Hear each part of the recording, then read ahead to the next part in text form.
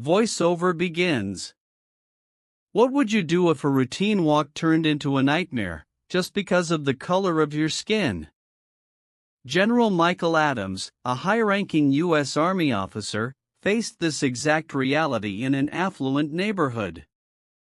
A racist police officer, driven by prejudice, arrested him without cause, shattering a peaceful afternoon.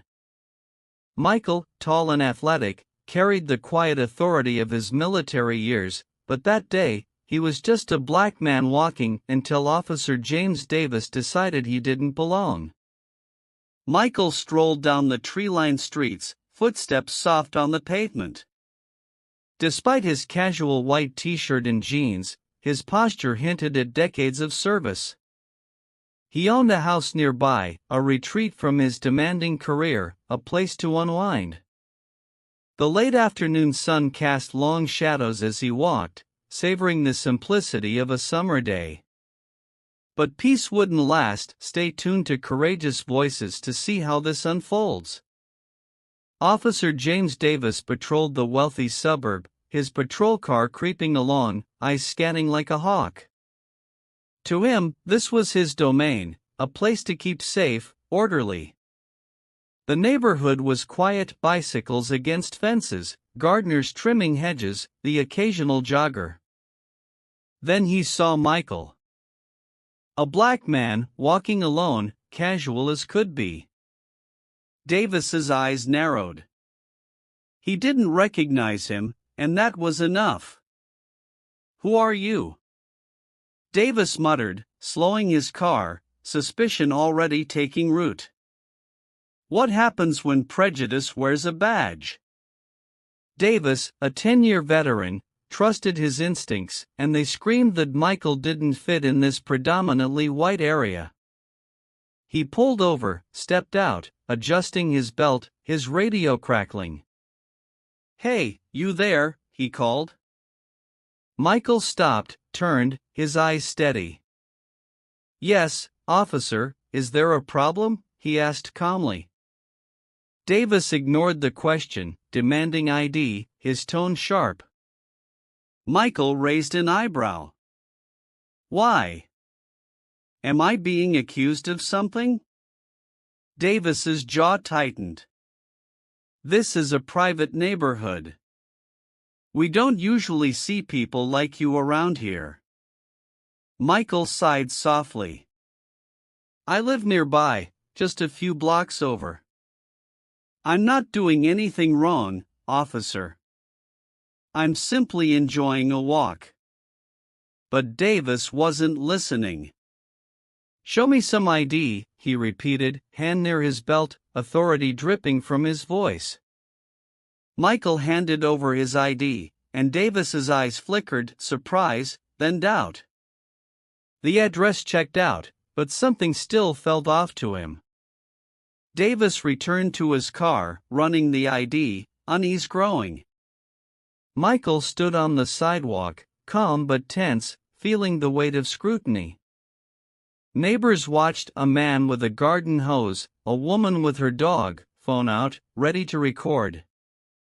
Davis came back, irritation clear. "Your record's clean, but that doesn't explain why you're here." Michael repeated, "I live here. I'm out for a walk." Davis's frustration boiled over. "We can do this the easy way, or the hard way. Tell me what you're doing, or I take you in."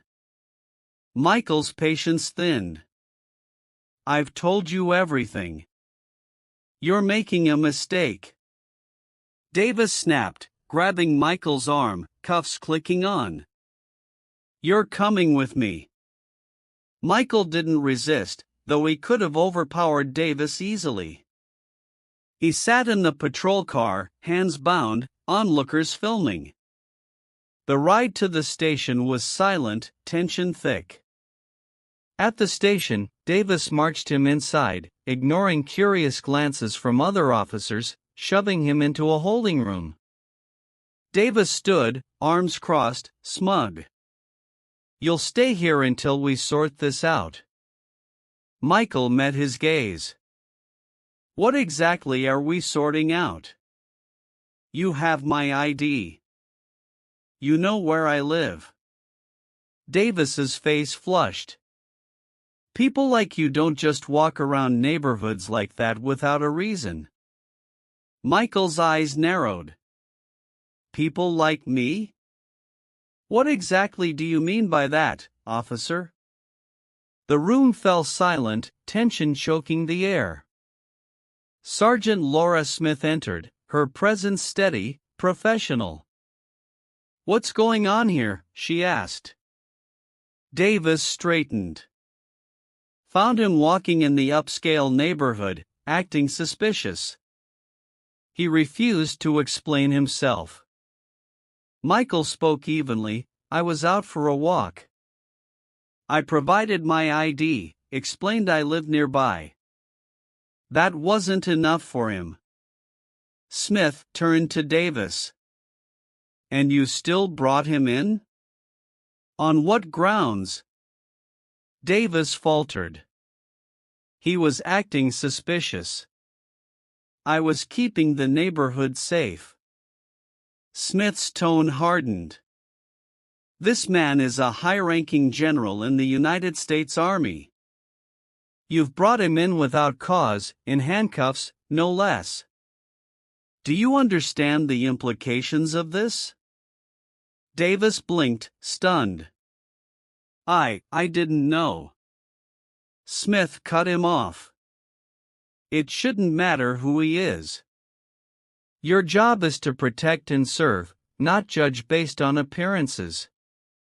Release him immediately. Davis fumbled with the cuffs, freeing Michael, who stood, towering but calm. Michael addressed Smith. Thank you for your professionalism, but this isn't just about me. This is about how people like Officer Davis approach their duty. Smith nodded. I agree. We'll discuss this further, General Adams. Rest assured, this incident will be handled appropriately.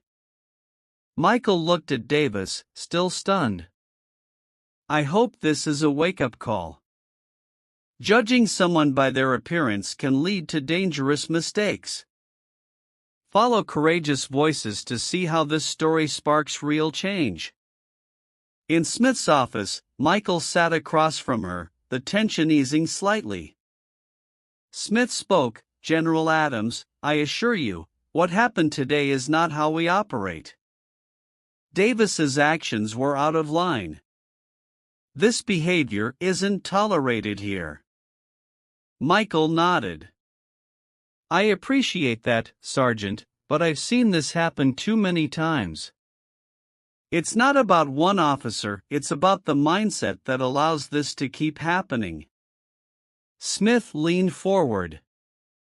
If you're willing, I'd like to hear more about your perspective, your experience today, and your career. It might help us prevent this from happening again. Michael met her eyes. Sergeant, I've spent my life in service. I've led troops, made decisions in combat, dealt with crises. I've faced prejudice, quiet and not so quiet. But today was different. I was treated like a criminal for walking in my own neighborhood. I've fought for this country, yet I'm seen as a threat because of how I look. Smith listened, her face serious.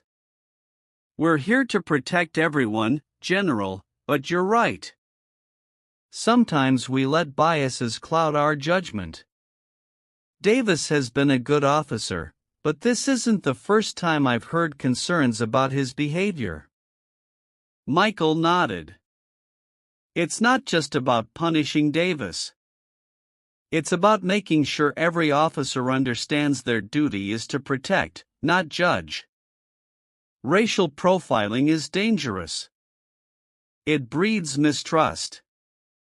When the community can't trust its police, we've failed. Smith looked at her notes. We'll conduct an internal investigation. Davis will be suspended pending the outcome. But more than that, we need to look at how we train our officers, how we engage with the community. Michael replied, education and training are a start, but it's also about accountability. Officers need to understand there are consequences not just for the person being profiled, but for the entire community. Smith called Davis in. General Adams has explained his side. You now know he's a high-ranking Army officer. Your actions were unprofessional and uncalled for. Davis shifted, defensive. I didn't know he was a general.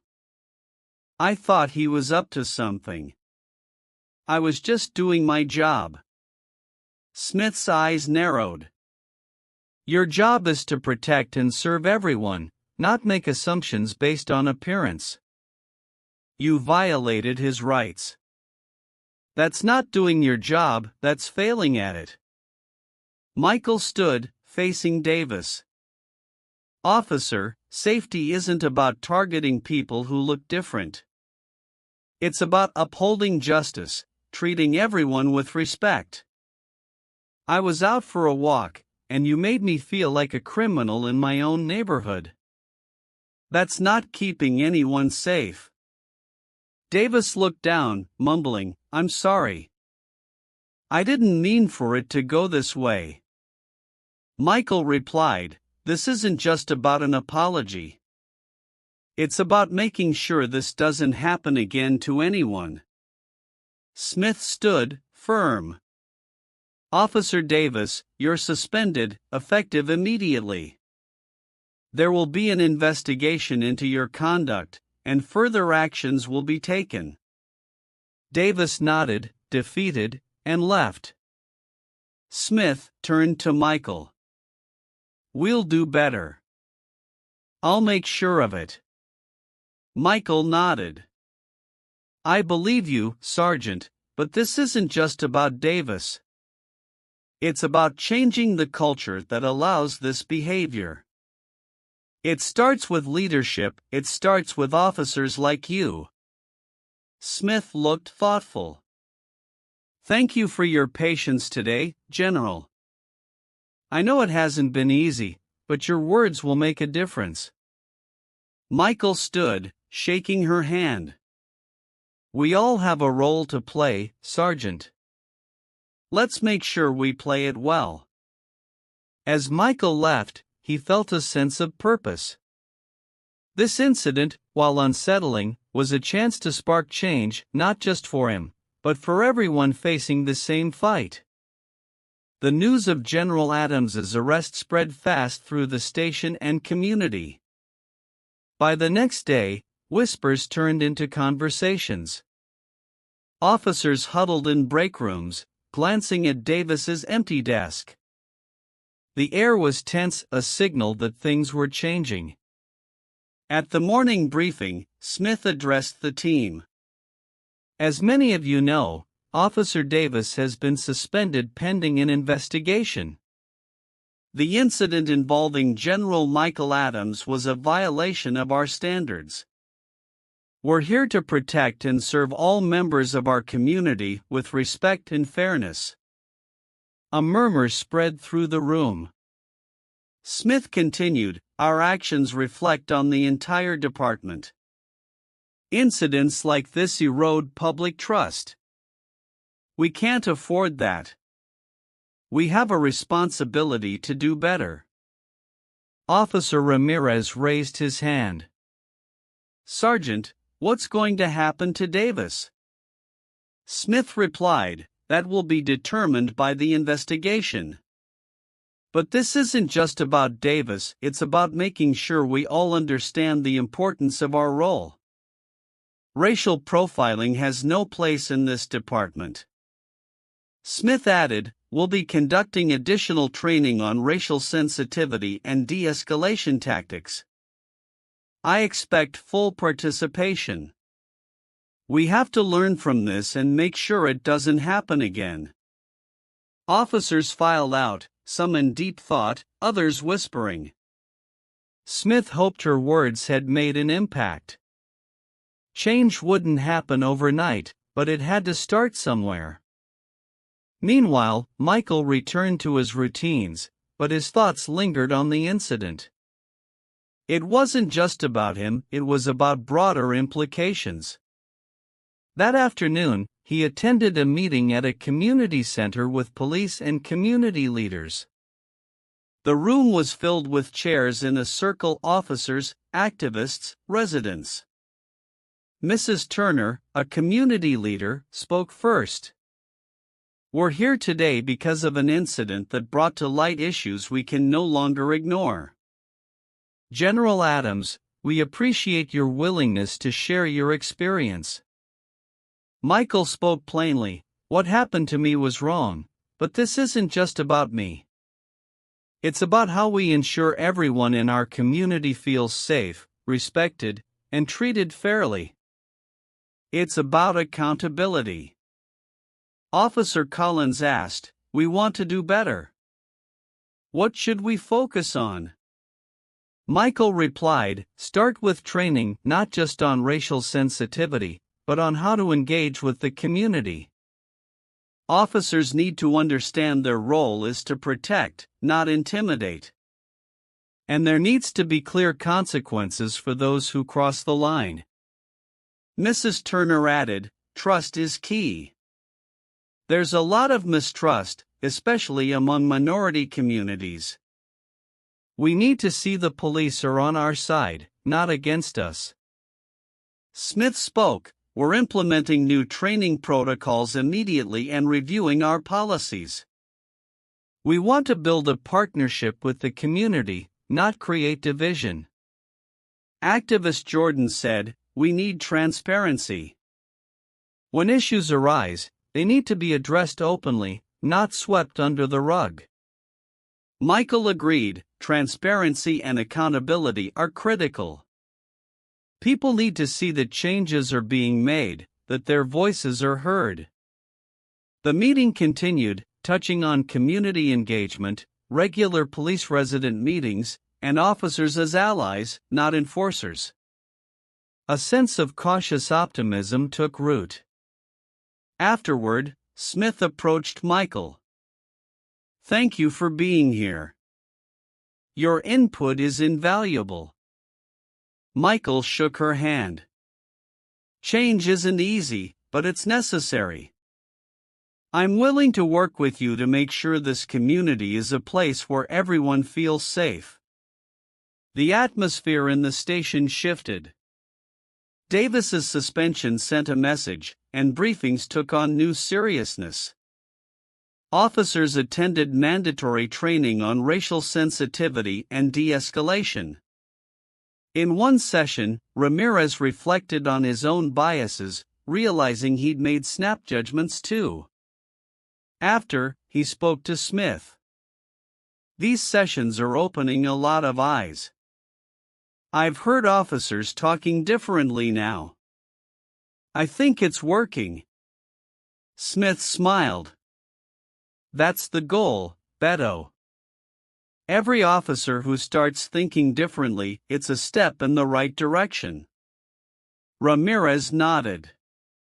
"I've been thinking about what happened with Davis and General Adams. I've made mistakes too. This training is making me realize that." Smith placed a hand on his shoulder. "We've all made mistakes. The important thing is that we learn and do better. It's not about perfection, it's about progress." Smith felt hope.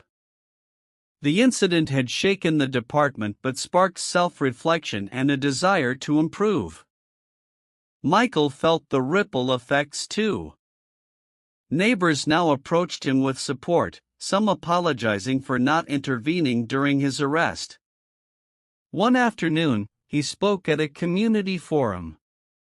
The center was packed, officers like Smith and Ramirez at the back. Michael took the stage. "Thank you all for being here.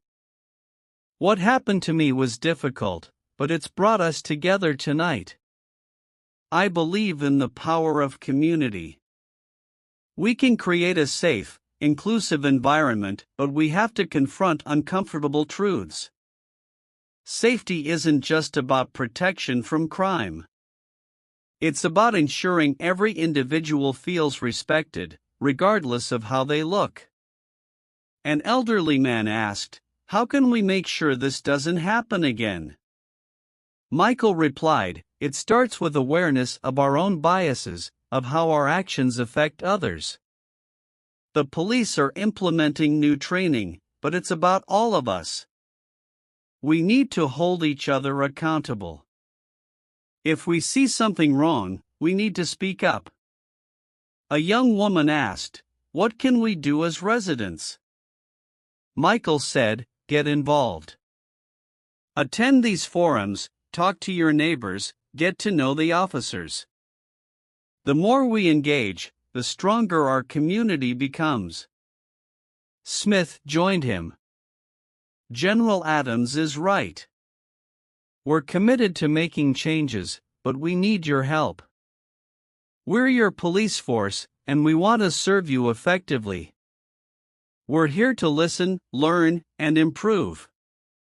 The forum continued, residents voicing concerns, offering suggestions.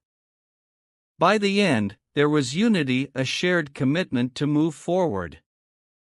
Michael left feeling hope. The conversations were honest, constructive. The seeds of change had been planted.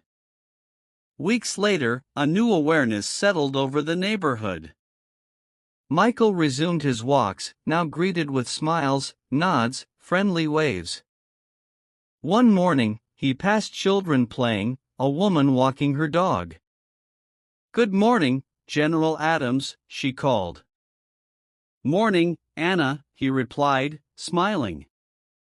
A patrol car approached Officer Ramirez behind the wheel. He rolled down his window. "Good morning, General. How are you today?"